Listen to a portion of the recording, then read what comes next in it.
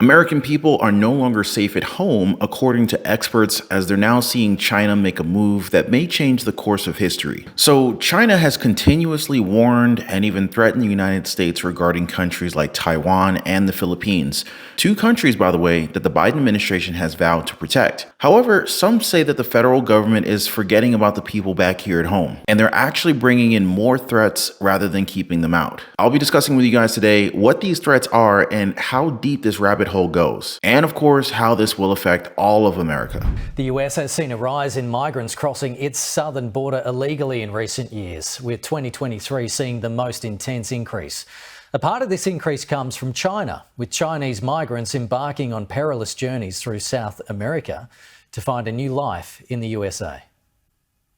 As soon as we pull up, they rush towards us.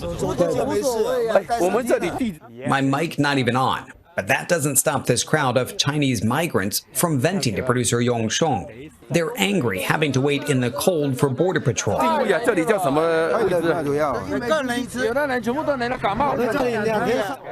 This is just one of 3 makeshift border camps we stop at in eastern San Diego County.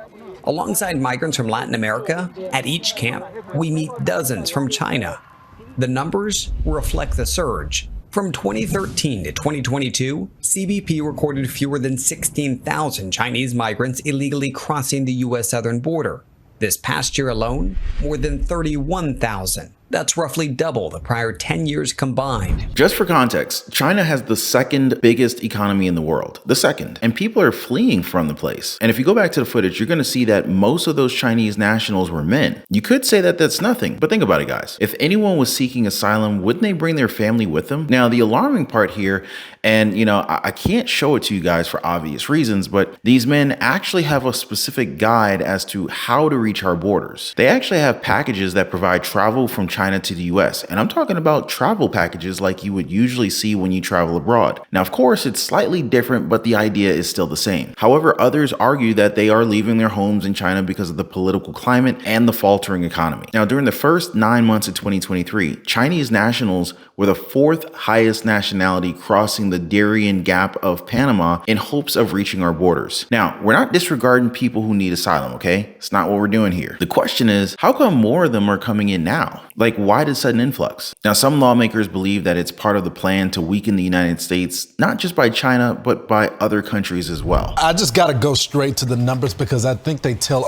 a great story and not so great at the same time. So if you compare the fiscal year 17, 18, 19, and 20, you got 2, 6, and 3.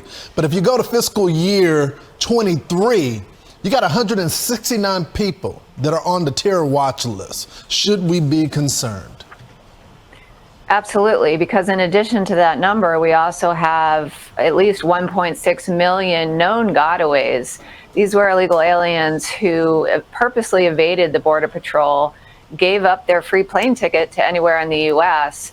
because they didn't want to be fingerprinted. So we have to assume among them are additional known or suspected terrorists, convicted aggravated felons, drug smugglers, and human traffickers. So we have to act like the sleeper cells are already here in the U.S. and preemptively find them, and they should be detained.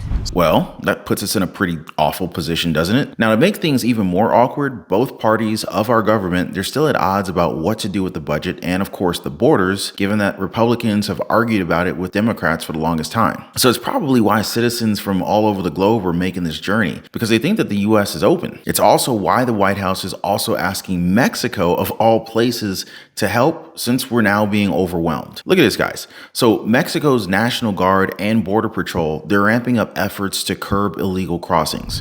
This hole in the wall has made Jacumba Hot Springs a popular destination for migrants coming into the U.S. illegally.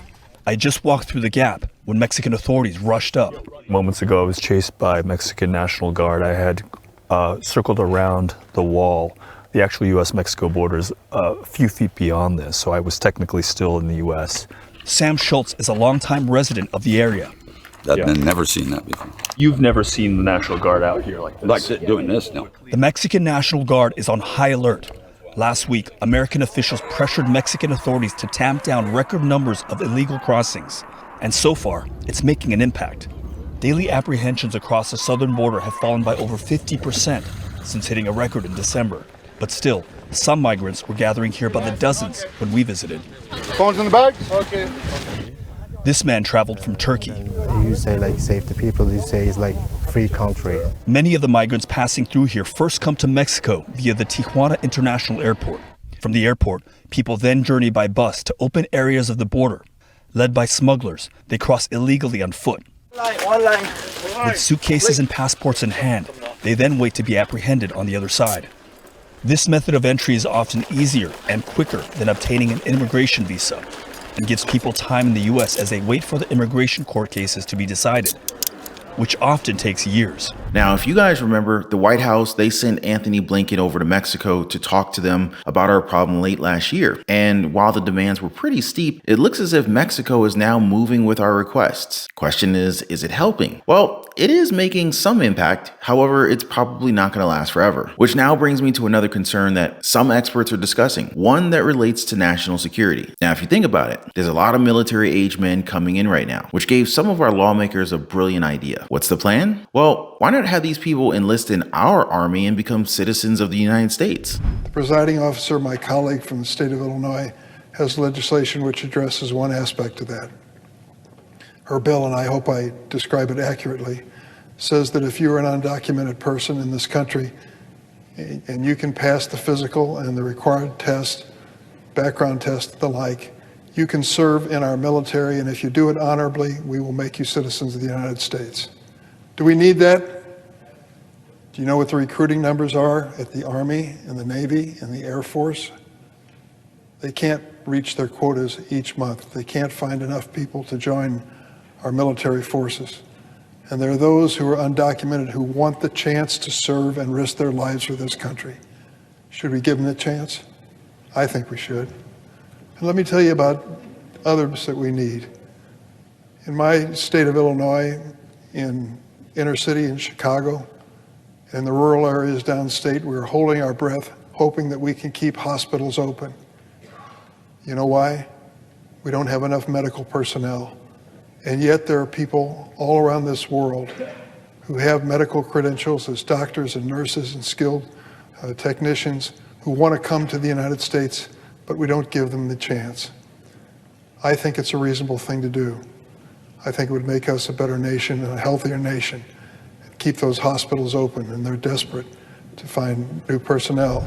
I sometimes wish I was making this stuff up, but it's all true, guys. Even the fact that China owns around 384,000 hectares of land here in our country. Don't believe me? Look it up. This is why many experts believe that the threat levels here at home are getting higher each and every single day. And it's gonna make one of our biggest rivals, China, that much stronger. So what do you guys think about this? Now, I'm excited to read what you guys have to say. And before I go, I just want to thank you guys for hanging out. Thanks for liking and subscribing to the channel. And I'll see you guys on the next one. Take care and be safe.